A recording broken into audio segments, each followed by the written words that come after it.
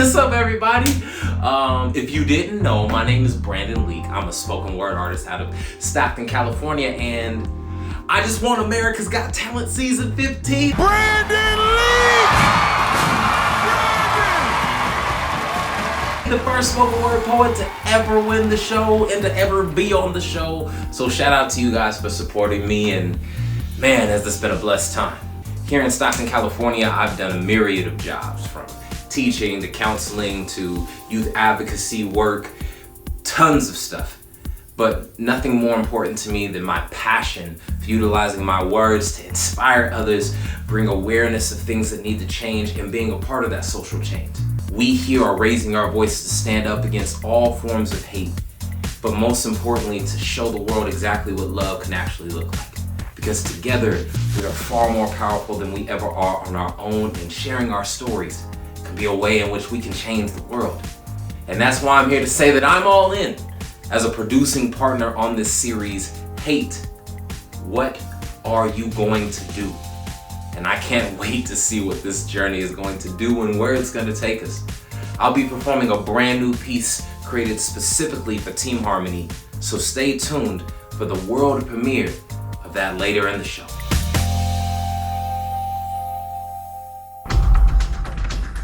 The virus of hate is running rampant. A dozen white supremacists have been arrested for plots or attacks against Jews. A man with anti-Semitic views firing on people praying inside. 3 transgender women attacked. They say witnesses did nothing. 3 out of 5 reported hate crimes were said to be motivated by race and ethnicity. People are coughing at Asians and spitting at Asians all over the place. Students in her 4th grade class yelled, "Kill the Chinese, kill the Chinese." 4 African-American men and women laugh as they strike the mentally challenged white victim. A group of white men can be seen pinning a black man against a tree.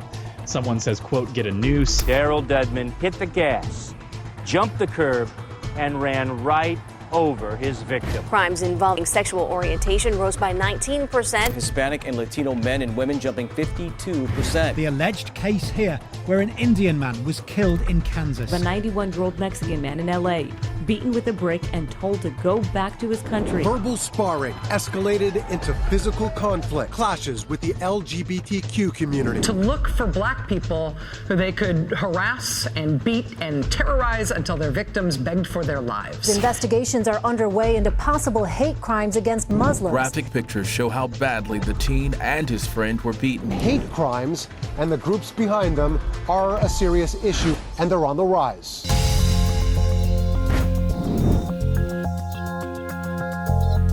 Welcome to the premiere of Hate, What Are You Going to Do? My name is Angel Salcido. And I'm Miranda Andreessen.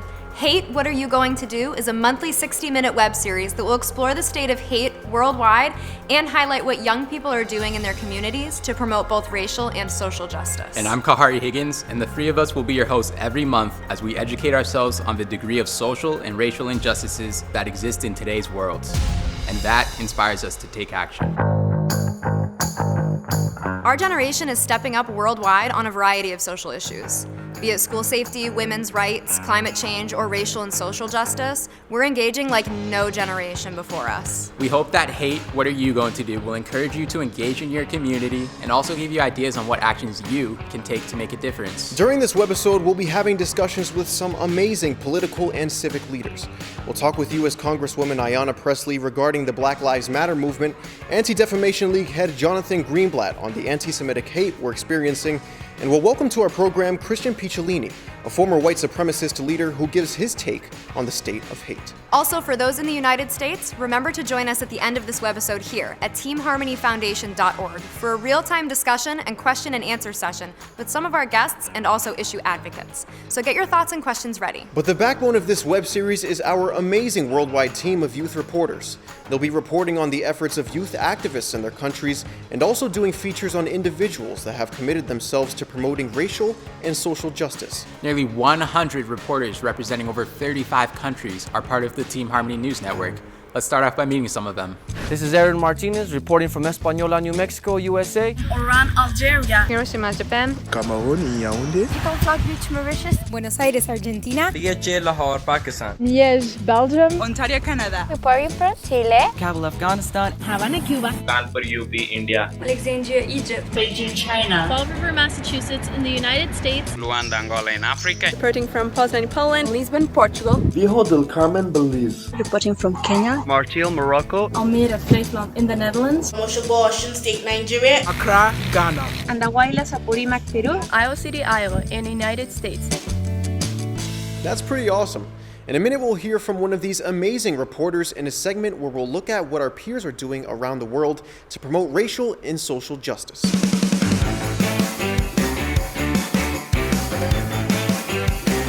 Now it's time for some good trouble. This segment honors the recently deceased American civil rights leader, Congressman John Lewis. Congressman Lewis's famous words were, "Never ever be afraid to make some noise and get in good trouble, necessary trouble."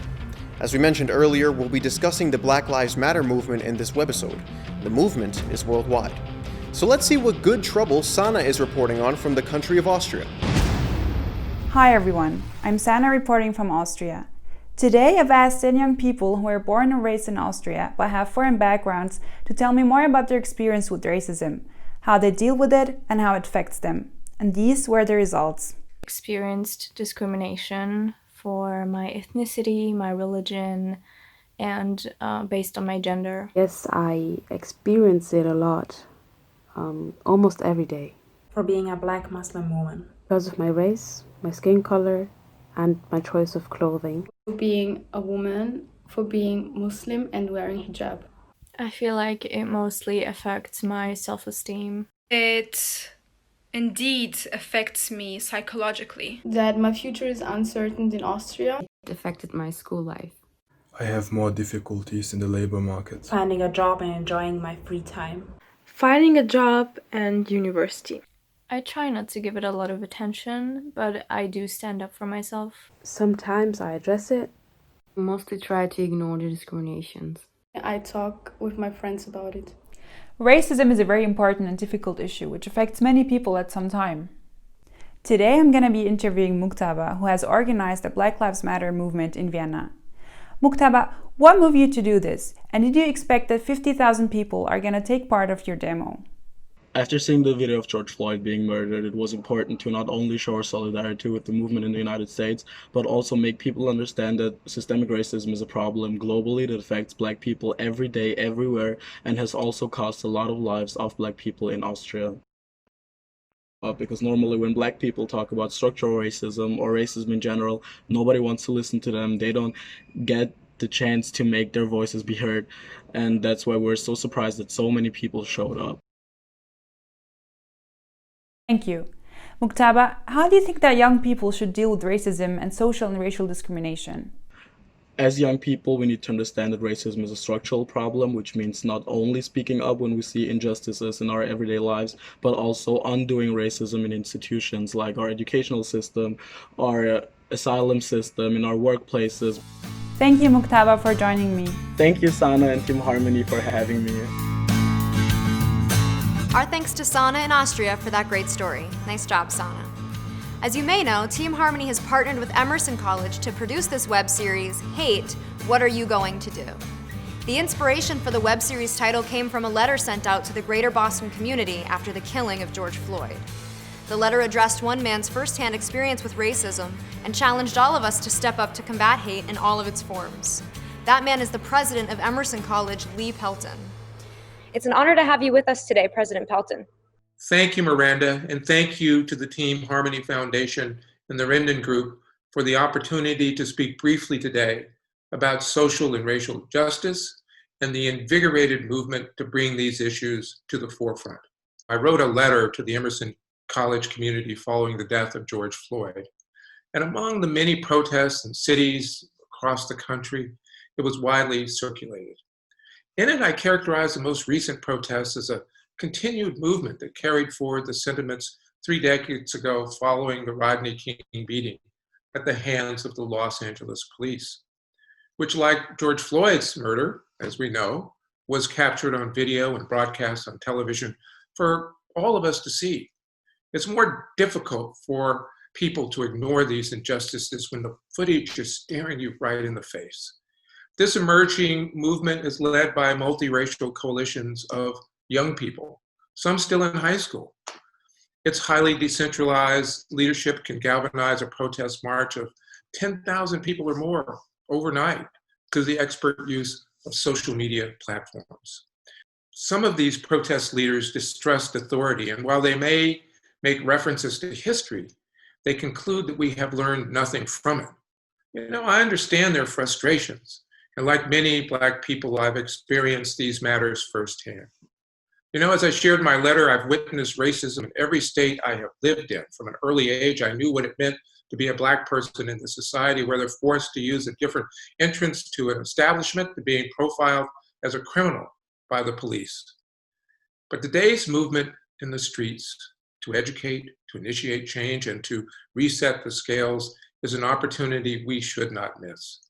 In all segments of our society, whether among police forces, our courts, or our campuses, we have the ability, and we have the ability to make lasting improvements. I believe this can happen, and by doing so, we will finally take steps to close the equity gaps in wealth, in health, in education, and a whole host of other aspects of human life that have been with us far too long. I'm hopeful because today's young people, their perseverance and demands for accountability continue to inspire me and encourage me. We need to embrace this moment, as Martin Luther King said, with the fierce urgency of now. And James Baldwin reminds us, not everything that is faced can be changed, but nothing can be changed until it is faced. And now I'd like to introduce an extraordinary force in our community who has used her platform within the city of Boston, and most recently through her role as a U.S. representative to Congress, to elevate both discussion and legislation on issues of racism and social justice, Congresswoman Ayanna Pressley. Thank you, President Pelton, for that kind introduction. And thank you for hosting this dynamic virtual video series confronting the reality of hate in our world and creating a platform for us to come together and do something about it. I'm so grateful for the opportunity to participate in a program designed by young people. But young people have always been asked to lead, and I fiercely believe in your ability and your capacity and your will to do exactly that, to lead. That is why I'm so excited to be here with you to discuss another very real but heavy reality that we must all confront, and that is hate. But I know together we are powerful, and if we organize and we mobilize, I know that we can build a future for all of us that centers the humanity and the dignity of everyone. Another world is possible, but it requires all of us to be intentional in every decision we make, including who we invite to be at the decision-making table. And if you take anything away from this interview today, I hope you know that you are worthy of respect and dignity, that you deserve to feel and to be seen and heard. Now, each of us has a role to play in the movement. Each of us come into this world with our own unique gifts. They're all different, which means we are all called to serve in different ways. The movement requires all of us to contribute what we can, where we are. And you are doing that today. But the work of movement building is a lifelong commitment. And I look forward to doing that work with each and every one of you. So let's take some questions. The Black Lives Matter movement has really taken off in the United States and in many countries around the world. Can you explain what is the movement and what does it seek to accomplish?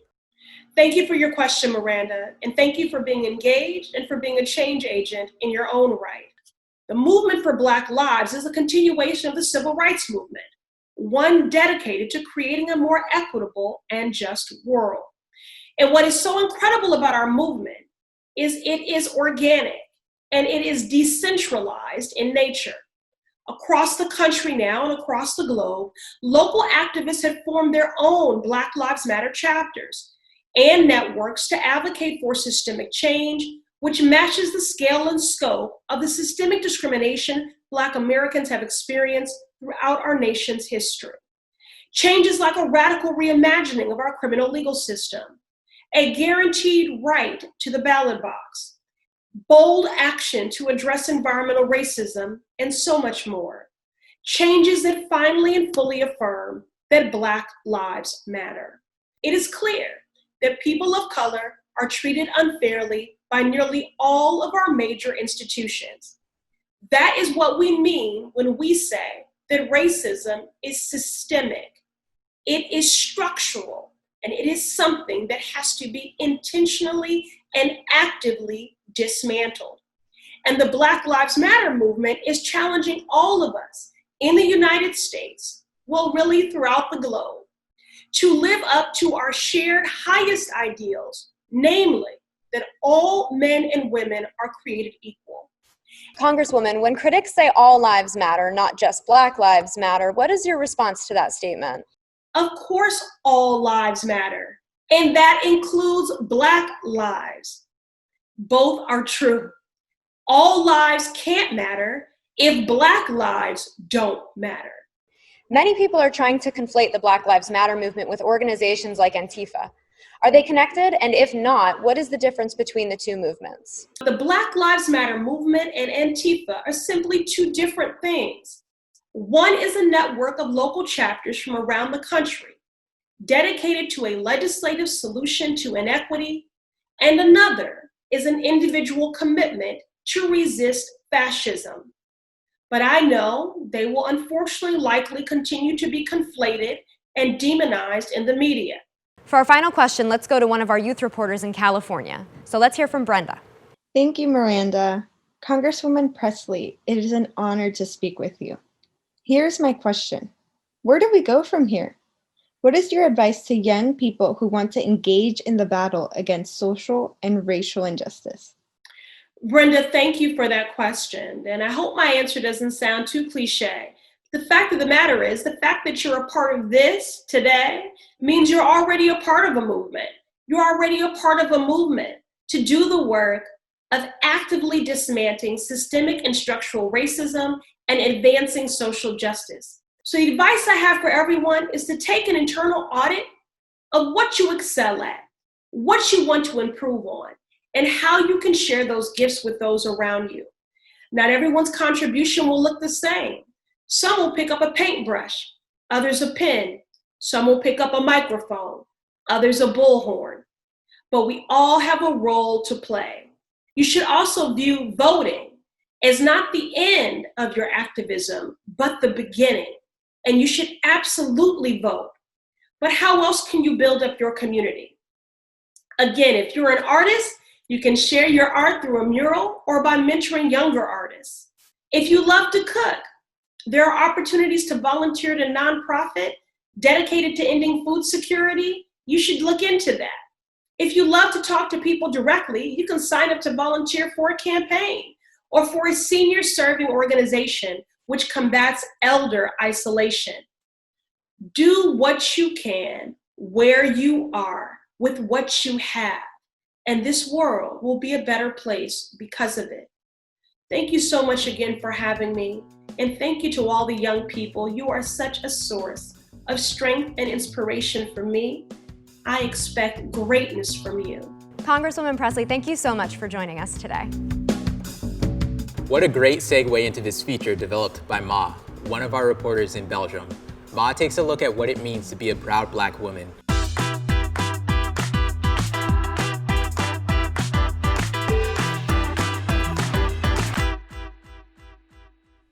A couple of weeks ago, I sat down with some of the most inspiring people I know, with some of the most unique stories, and I asked each one of them this question. How does being a Black woman affect your life? People think because I'm a strong Black woman that I don't have feelings. So they hurt me without any filter. They think that, oh, she can take it, but that's not true. En tant que femme noire, je me sens moins protégée. Qu'est-ce que ça veut dire? Ça veut dire que, par exemple, dans le milieu médical, ça a été prouvé que les femmes noires sont plus négligées parce qu'on pense qu'elles supportent plus facilement la douleur Ou bien si par exemple je dois témoigner ou dire quelque chose, j'ai l'impression que ma parole sera moins prise en compte parce que je suis une femme noire. Ma manière de parler n'est jamais assez bien. C'est toujours considéré comme étant trop ghetto. I'm often reminded that my kind of beauty don't fit the standards. Ma personnalité est souvent réduite à de simples stéréotypes. Souvent, on a l'image de la femme noire comme étant agressive, qui ne sait pas se contrôler en fait. Je dois à chaque fois prouver que j'ai ma place dans un milieu qui est à majorité blanche. En me caractérisant ainsi, je pense que leur but c'est vraiment de me remettre à ma place et de me faire comprendre que ma place est tout en bas de l'échelle sociale. Most of the people that made me feel that way were people within my community. Qu'est-ce que tu as essayé de faire pour remédier au fait que les gens te considèrent comme ghetto? En présence de personnes non racisées, j'ai tendance à ne pas trop faire usage d'argot. I try to express my feelings differently. I try to be more precise in my emotions and even try to use more words to be understood more. Souvent, je cache une partie de moi-même pour ne pas plonger dans ces stéréotypes-là. Est-ce que tu as déjà essayé de faire quelque chose par rapport à ça?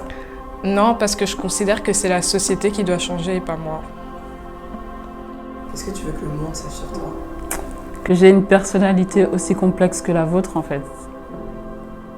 Mais simplement que moi j'aime être une femme noire. I want the world to know that I wear my hair the way I like and I'm not looking for your validation. Je ne chercherai plus à m'assimiler pour être acceptée. À vous, laissez-moi parler comme je veux. Je ne voudrais pas qu'on me déshumanise. Je suis une personne comme toutes les autres. Je n'ai rien à prouver par rapport à qui je suis ou à quoi je ressemble. The world should know that I cry too. What does that mean? That means that I'm vulnerable, I have feelings, I can be down, I'm not always strong, I can be weak because I'm just a human.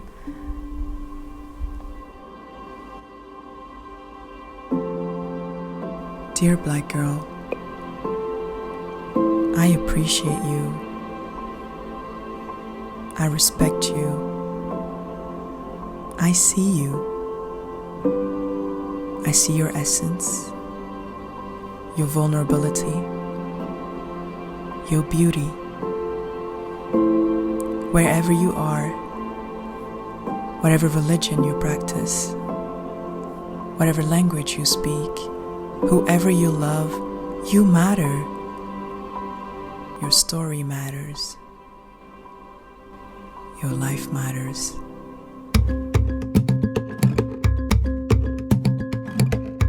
Thank you, Ma in Belgium. Nice job. Now, I'd like to introduce our viewers to a segment we call One Question. One Question is your basic person on the street interview where we ask people all over the globe one question and get a worldwide perspective on that particular issue. Now let's go to our reporter in Colorado, Maya, for this segment's question. Thanks, Angel. Here's our question. With all the hate and racial injustice in the world right now, what gives you hope? Gives me hope is that people are becoming more and more aware and start speaking up. Small things can give us hope. Spread positivity, love some others. My friends who are tolerant and don't judge each other. That we are all united as human beings. Right? The littlest gestures that show kindness in people, like how they help each other sometimes. What gives me hope is my awesome international friends. Every day is another day. The fact that there are lots of people who are still fighting for the good. What keeps hope inside my heart, inside me, is positivity. Basically, the thing is that everyone is going through something in their life. So the thing which gives me hope is that I should be positive. Let your voice be heard. Even though you may ignore it, you still have friends and family that care about you. And that's already something that some people don't have. So be grateful. I hope that we'll have some equality. And that's what hope is, that one day things would change towards positivity. Now those answers give me some hope.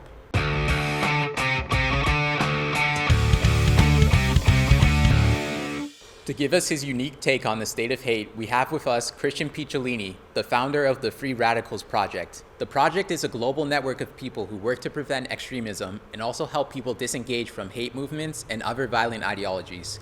Christian's journey to this important role is indeed a very interesting one and provides him with a unique perspective. Let's check it out. I was a vulnerable teenage boy who was searching for something. And the bullies made fun of me any chance that they got. And all I wanted was to be powerful when I felt the most powerless. One day when I was standing in an alley, a man intercepted me, but this man's charisma, this man who was America's first neo-Nazi skinhead leader, promised me that the people who bullied me would stop. I jumped at the opportunity, and I became a member of America's first neo-Nazi skinhead gang that day. As a young teenager, I had to find a place to fit in, and I got swastika tattoos and Celtic crosses. And when I started to speak, people paid attention. The skinhead movement or the white power movement. And I went from somebody who was ultimately powerless to somebody who felt extreme power. And the violence and the anger and the racism and the anti-Semitism, it focused my sense of purpose. And because of that, I was able to eventually lead America's largest and most infamous neo-Nazi skinhead group. Years old, director of the Illinois chapter of Chris Piccolini. Well, I believe we're warriors today and we're fighting for a great cause, which is the white race. In 1991, my name found itself into an ADL report that listed me as the top neo-Nazi skinhead running the biggest organization in Illinois. And I'd like to say I came full circle. I met a girl and I fell in love. 19 years old, we got married and we had our first child. And when I held my child in my arms for the first time, I remembered what it was like to love something instead of to hate. And my priorities shifted. For the last 20 years, I've been dedicated to dismantling what it was that I helped build.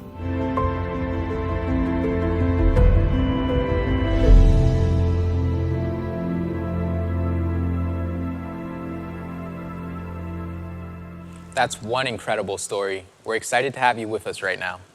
Thank you. It's a real privilege to be here. I'd like to begin by talking about how to counter extremist violence. White supremacist violence has been rising in America in recent years. In fact, data from the FBI and watchdog groups like the ADL clearly document this disturbing trend. But white nationalism is now also a fast-growing global threat. These groups have spent decades building alliances with their counterparts overseas, developing a sophisticated online presence. White nationalists also distribute print and electronic propaganda and produce high-quality recruitment videos. The white supremacist movement has definitely evolved since I was in it in the 1980s and early 1990s. Back then, we were very visible, with shaved heads, black boots, and tattoos, and we recruited in person through playgrounds, skate parks, and music concerts. But over time, the strategy unfolded to present a more sanitized hate movement to the mainstream. Members started dressing to blend in instead of to intimidate, and they began taking jobs in places like law enforcement, joining the military, and enrolling in universities where it was easier to recruit young people.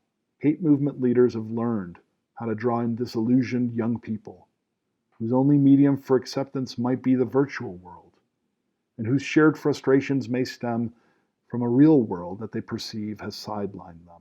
Recruiters now also use influence tactics like internet memes and elaborate conspiracy theories to target people in vulnerable communities, like multiplayer online video games, internet forums dedicated to depression and autism, and in smartphone apps primarily used by young people. Our repeated failure to understand the white supremacist movement of today as a violence-driven global movement, rather than a fringe problem, has prevented us from developing a clear strategy to effectively combat it. Keeping people safe from extremism requires a strategy that redefines the threats we face. It must be a balanced, non-political, nonpartisan, and non-discriminatory approach that recognizes violent extremism and violent white nationalism as part of the global terror threat. But neutralizing violence is only half of the equation. Preventing radicalization in future generations is also critical. This must happen through policy reforms and a public health approach that supports legitimate initiatives that offer preventative services for people who might be vulnerable to hate narratives. This is how we defeat hate in the long term. This is how we defeat hate now. I also want to hear from you, so let's take some questions from the field. What is causing the sudden growth of hate and violence around the world? Great question. Racism and violence have always been around in some form, but social media has really made it more visible and provides some anonymity to people who want to spread hate. Uncertainty fuels extremism, and fear rhetoric, conspiracy theories, and polarizing language online and from those in power drive that uncertainty. We're now dealing with uncertainty on a scale none of us have seen before. The pandemic, unemployment, businesses closing, death, protests, and a very high-tension election that's coming up here in the United States. And we're dealing with disinformation flow at a scale we've never seen before. We're all looking for answers. And unfortunately, there are too many, and not all of them true, out there for us to latch onto. Let's take one more question. What can someone do if they know someone, a family member or a friend, who is mixed up in hate? That's another great question. In my experience as both a former extremist and someone who has worked to help hundreds of people disengage from extremism, I've learned that it is most often not really about the actual ideology that draws people in, but rather a wayward search for a sense of identity, community, and purpose. So instead of trying to argue with someone about their views or shame them, it's best to try to listen and learn more about the motivations behind their words or actions. What might have happened in their life that motivated them to take a detour toward hate? What quote-unquote potholes, as I call them, did they stumble into? Could be things like the loss of a parent, abuse, being bullied, mental health, or even a drug addiction. Some examples that might have made them, especially vulnerable to manipulation. Look for nonpartisan human common ground with the person, and if you see there are areas you can help leverage resources for them, and where they're maybe needed, you can provide those. As potholes are filled with more positive things, a different sense of purpose can be found, and a change in ideology is more likely to follow. Christian, thank you so much for your time. Good stuff. And we look forward to talking with you during the live discussion right after the show. Now here's the moment we've all been waiting for. Some spoken word straight from Brandon Leak. We are the generation. Yes, I said it. We are the generation of dreamers, of optimistic realists, the ones who first see the world for what it can be, and then operate within what it currently is. We be stargazers. The melding of our forefather and mother's patience and today's righteous indignation. What I'm saying is, we are the ones who look up at the night sky, aspiring to be one, knowing that it takes years for a star's light to reach our eyes. But we grind today as if our shine will be met by the masses mañana. We be the generation delivering dual dialect, distinguishing differences between equity and equality, because all that's equal ain't equitable, and how the differentiation distinguishes dialect's dual delivery, how two people can hear the same thing but receive a completely different message. Yes, we are the code breakers, the ones who function both inside and outside of the matrix, who know the value of disconnecting and the importance of its proper utilization, because progress waits for no one. And here, progression is the key, learning lessons from those who preceded our time, knowing we must gather their wisdom before ours runs out. We be peacekeepers, love bearers, the ones who know the difference between love and affection and the way it affects them. We be glee in action, joy in flesh. We be Team Harmony. Prejudice, bigotry, and discrimination can happen to people of all skin tones. This report takes us to the country of Ghana, where Joseph reports on albinism. Meet Kwame and Prince Obed, two young men from different parts of Ghana with different dreams and aspirations, but share similar stories of discrimination and threats on a daily basis. They have both been raised in a country that has been hailed as one of the most peaceful with very friendly citizens, yet Kwame and Prince Obed and thousands more other people living with albinism in the country barely get to taste that harmonious side of the Ghanaian. People living with albinism in Ghana face heavy forms of discrimination and rejection and are most often relegated from society. You often hear people call them Ofri, which in the local Ghanaian Akan language means foreigner, and that is a derogatory term. Someone asked me if I use the toilet on Fridays, whether if I get buried, my corpse will disappear. I remember when I was in school, there was this girl sitting behind me. I don't know what I did, and she just used her pen to choke my neck. People's action, which both Prince Obed and Kwame would agree is due to sheer ignorance and heavy myths which their condition has been shrouded in. For many years, there has been reports of human rights abuses against persons living with albinism. In 2015, the body of Kofi Yeboah, a 35-year-old man living with albinism, was found in Amnase Bokete in the eastern region. Local police tended not to respond to such crimes, but after some pressure from the media and other people groups, the homicide unit of the Ghana Police Service headquarters took over the investigation. There has also been countless cases of infanticides of babies with albinism in villages in Ghana. All these were gathered from a report presented to the Civil and Political Rights in Ghana by an advocacy group for albinism called Under the Same Sun. We need to put into practice policies, regulations, and laws that eschew a kind of discrimination. People need to be held responsible for whatever they do to the next person. Until then, it will be difficult. Despite the numerous challenges faced, some people living with a condition continue to pursue their dreams regardless. Prince Obed Balika is a final year student at the University of Ghana pursuing a Bachelor of Laws degree and also a photographer with great interest in graphic design. Kwame, who failed to find a job after school partly due to his condition, has uncovered a career path in advocacy for persons living with albinism. The future with these individuals does not look bleak either.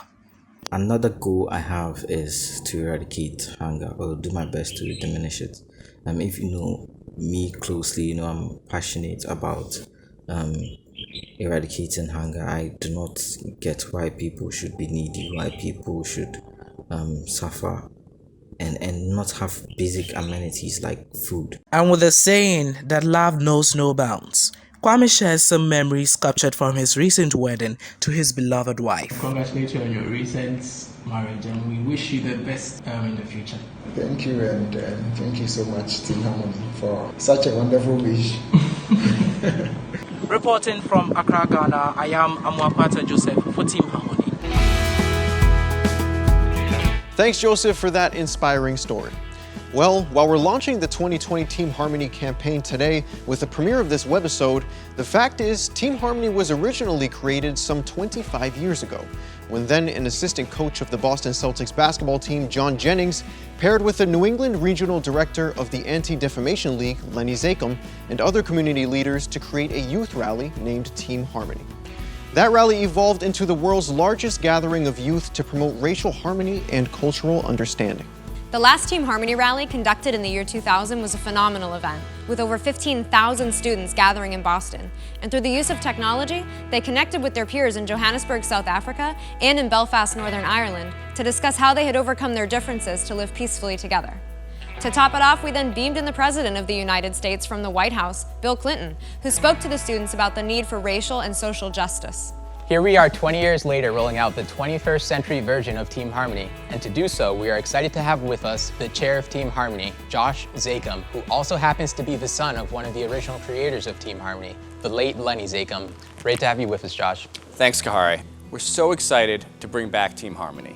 and I'm honored to serve as chair of this important and much-needed campaign. I'd also like to thank Boston Mayor Marty Walsh for serving as our honorary co-chair. As Kahari mentioned, today we are launching a 21st century version of Team Harmony. The campaign will be comprised of 3 basic elements. First, this monthly web series, Hate, What Are You Going to Do? We'll examine the state of hate worldwide and recognize youth leaders around the world for stepping up to promote racial and social justice. As we have mentioned, for viewers in the United States, there will also be a real-time online discussion after each program. So please stay tuned and join our discussion immediately following this webisode. Second, we'll be making available a free, downloadable toolkit for students and teachers that are interested in promoting racial and social justice in their communities. This activist toolkit, made for middle and high school students, is available on our website. Our third and final campaign element is the establishment of the Team Harmony Virtual Institute for Activism. This online institute, developed in partnership with Emerson College, will be comprised of 10 one-hour courses geared towards inspiring and teaching high school students the tools and tactics required to be an effective activist for racial and social justice. The 10-week institute will convene in January 2021 and will be comprised of 200 high school students from around the world. Interested students must apply, and the applications are available now, right here at teamharmonyfoundation.org. Finally, I'm incredibly proud to announce the establishment of the Team Harmony Good Trouble Awards. You've heard his name throughout this webisode. The late, great civil rights leader, Congressman John Lewis, embodied the soul and mission of Team Harmony. We were fortunate to have Congressman Lewis speak at one of our youth rallies years ago, and his words ring true to this very day. We must come together as a group, as a nation, and remove the scars and stains of racism, the scars and stains of bigotry, the scars and stains of anti-Semitism from our society. There is no room in America for discrimination. There's no room for hate. So, we will be awarding the Team Harmony Good Trouble Award to youth that make a difference in the battle for racial and social justice, and to those that excel in the Team Harmony Virtual Institute for Activism. So that's our Team Harmony game plan for 2020 and 2021. Let's go out there and make some good trouble. Back to you, Kahari. Thanks, Josh. Remember, everyone, all the information on the various Team Harmony programs is located here at teamharmonyfoundation.org. Check it out.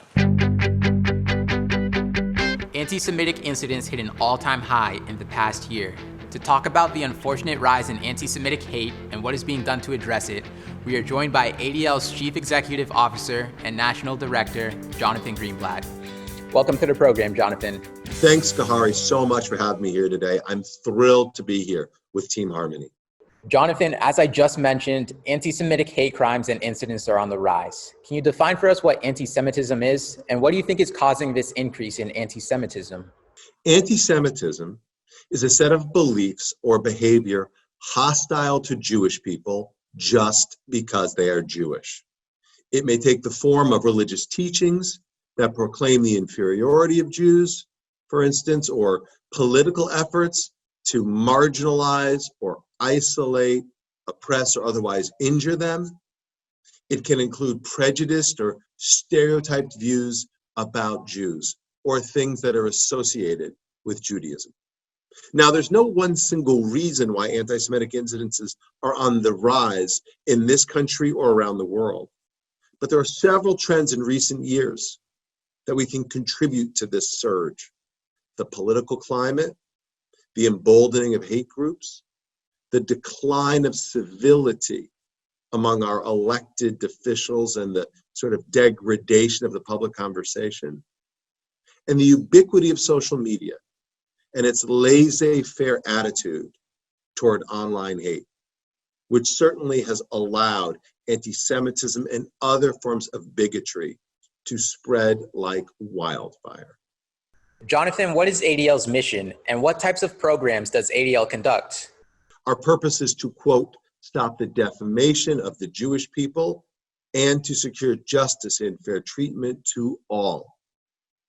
So ADL has always believed that the only way for the Jewish people to be safe from hate is for all people to be safe from hate.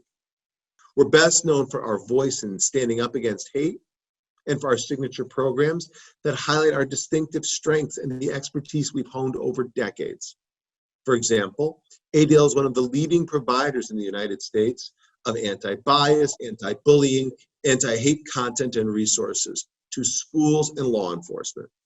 We value respect and inclusion for everyone, regardless of how they pray or where they're from or who they love.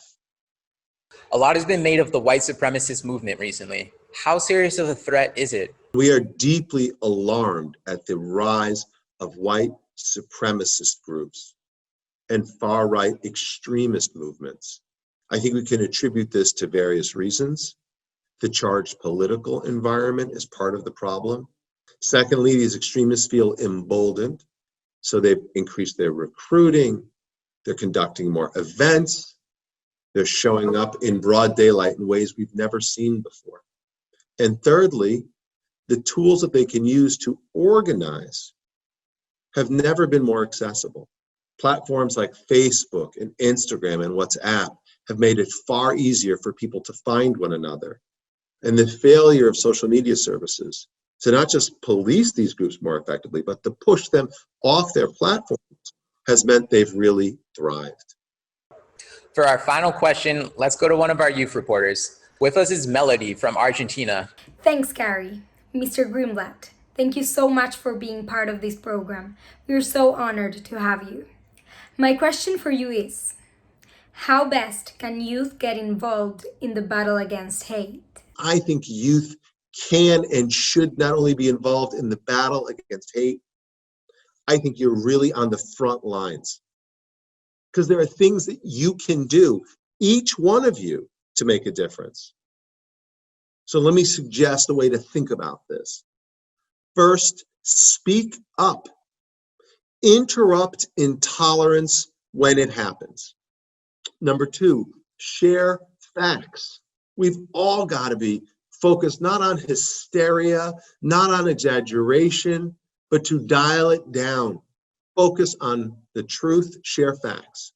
And then thirdly, show strength. The best way to be engaged is not to be a bystander, but an upstander. To show up as an ally when you see someone who needs help.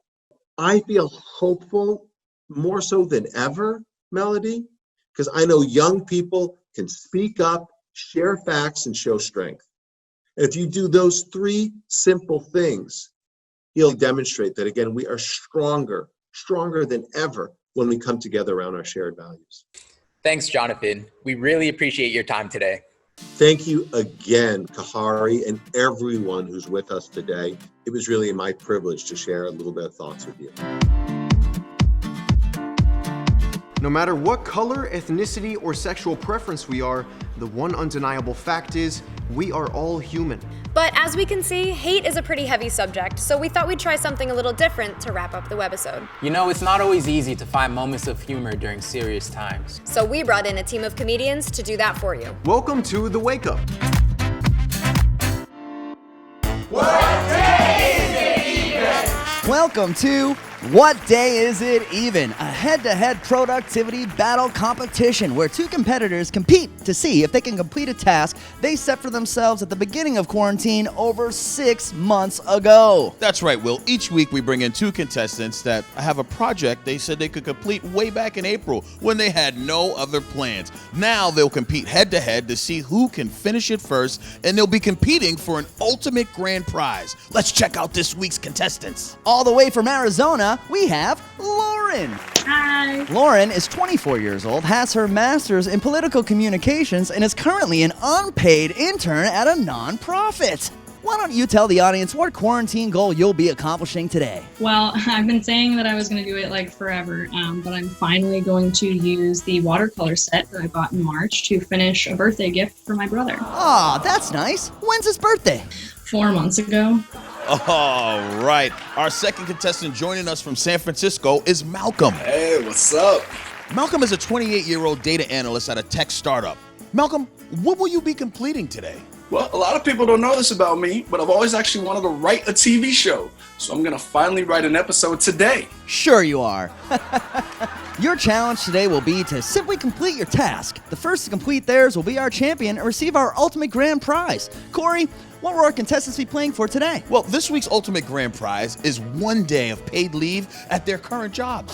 Nice. A whole day? What if you're unpaid? All right, you all know the rules. The contestants must first complete their task, but in order to be finished, they must then reply to a 3-paragraph text from their mom.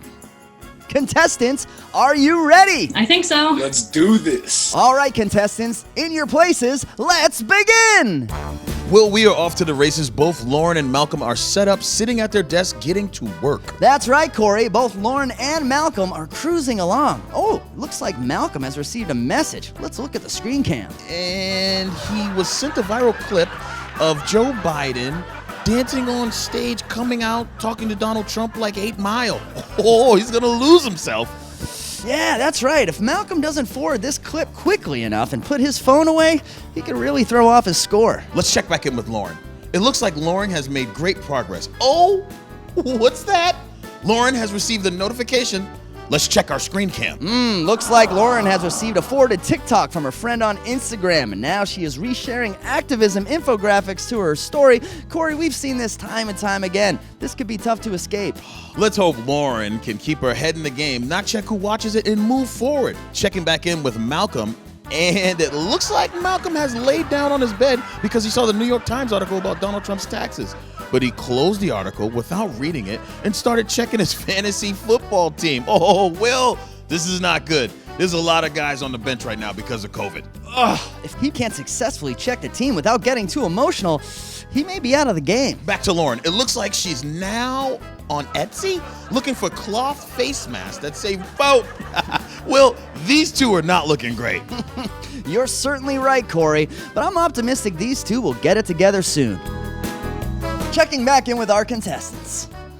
Ooh, Lauren has sat back down at her desk, but not before getting into an argument about gun control with a guy she went to high school with on Facebook. How are things over there, Corey? Corey. Not good, Will.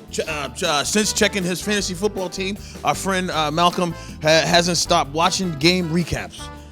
He does not appear to think any time has passed.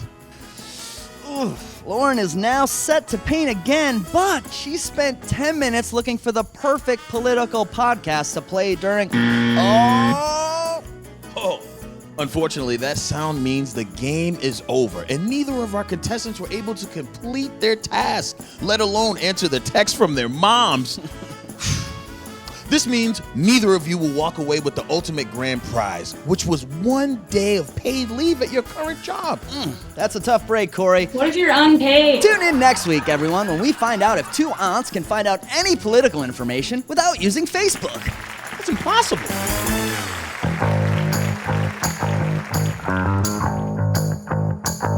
That was great. Thanks, guys. Our thanks again to Ryan Cott and the team at John Tobin Presents for that segment. The odds are good that you just might be seeing them again. We hope you learned more about the state of hate, were inspired by the stories of activism and the amazing activists, and most importantly, motivated to take some action yourself. For those in the States, remember to stay with us as some of our guests, including Brandon Leak and also issue experts, join us for a real-time online discussion. Send in your questions and comments, and we'll do our best to address them all. So that wraps up Webisode number 1 of Hate. What are you going to do? Check out the Team Harmony Foundation website or sign up for program notifications on the website to catch next month's Webisode of Hate. What are you going to do? Peace, and go out there and find yourself some good trouble. For viewers in the United States, stay tuned for our real-time live discussion.